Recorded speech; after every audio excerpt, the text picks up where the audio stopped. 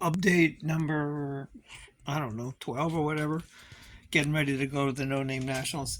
Um, we're going to try this intake. Hopefully Friday night we can go back to test and tune. We ran the car with the other little Offenhauser intake I have, which is this one.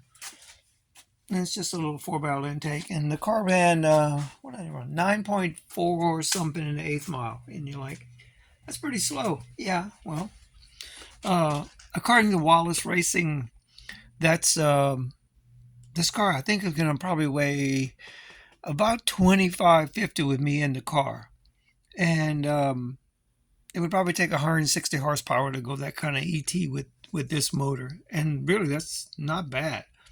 It's not great, but to get above like 175 with a naturally aspirated flathead is pretty good, I think. So to get to 160 on the first time out, I thought was, you know, reasonable. A couple of little problems. That switch right there is for the line lock, and it's not a momentary switch; it's permanent. In other words, it stays in whatever position.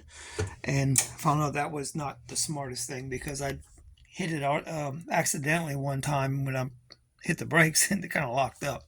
Luckily, it was just in the staging lanes and nothing happened. But the 5-speed was a blast. I've only, like I said, run the car twice. The second time was a little bit quicker. We'd switched carburetors. I had a little quick fuse 450 that didn't work very well at first. It had the other style floats, not these. And for whatever reason, it didn't seem to like over more than 6 pounds of fuel pressure.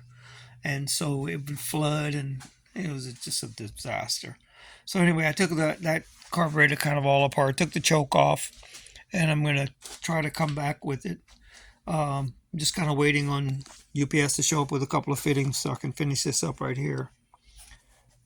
And I'm going to switch to the 450. It did seem to respond a little bit better.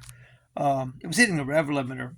I have it set at 5,000, which for these motors is, it's a fresh motor, so I don't want to blow it up right away. It might take a little while. So all I'm going to do, change the intake. We're going to go back with the small carburetor and bring this one as a spare and see what we can run, just to get some more seat time. Order some little nitpicking things like some thermostats. We may try to maybe, get it at a normal temperature at running. It was pretty cold when we ran it last time. I'm trying to think of anything else. Oh, this is something else I'm working on here. I want to try this intake. This was previously used by a car that went over 200 miles an hour at Bonneville with a turbocharger and two super tricked out Holley 2 barrels. They set this up so that the ports are like right there. It's really nice.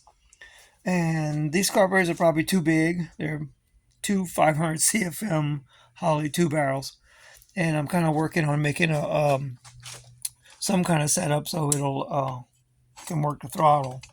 And after running that intake in the car right now, I mean, I'm not saying I'm going to do this Friday, but maybe I'll try this setup next. I'm sure it'll be way too big. The other thing I'm thinking about changing is it has a 488 gear in the rear end right now, and I might go actually even higher to like a 520 something to make sure we get through all 5 gears in the eighth mile, which will be a pretty good trick, I guess. But I mean, you don't know. I mean, it's really hard to tell. This is a combination that not many people run, obviously.